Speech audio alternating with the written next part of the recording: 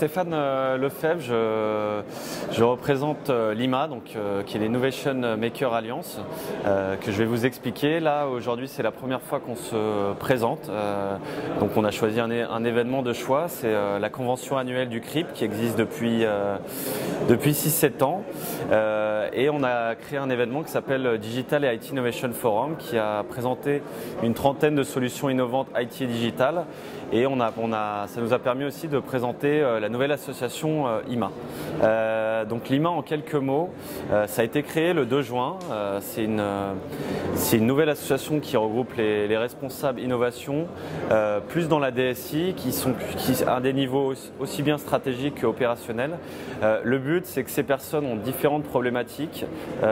Tout d'abord, en interne, elles s'occupent d'animer la démarche innovation, que ça soit aussi bien la cellule innovation que des boîtes d'idées, des concours qui ont but d'animer un groupe d'innovateurs, de créer des liens. Après, leur deuxième ambition, c'est de créer des liens avec l'écosystème, donc c'est-à-dire comment gérer les liens avec les startups, comment profiter de l'écosystème au travers d'open innovation, de relations avec les écoles, relations entre grands comptes. Ça, c'est un des axes forts de développement.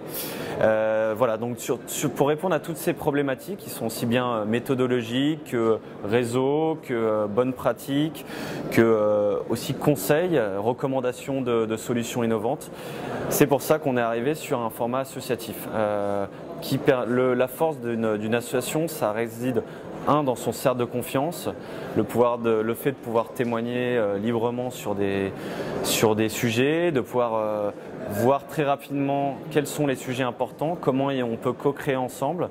Un des points différenciants de l'IMA sur un petit peu les mêmes qui partagent les mêmes succès que le CRIP, c'est-à-dire le partage d'expérience, le benchmark, des événements pour se retrouver. L'IMA a pour vocation d'avoir des axes concrets de travail. Par exemple, comment mutualiser les risques d'engagement vis-à-vis des startups. Actuellement, il y a beaucoup de questions autour des startups. Comment, en s'associant par exemple plusieurs comptes sur une problématique commune, comment on peut mutualiser les risques et diminuer, voilà, et avoir un meilleur impact. Tout ça pour être plus réactif, être dans le time to market. Voilà, donc ça c'est des points très importants sur lesquels on travaille actuellement.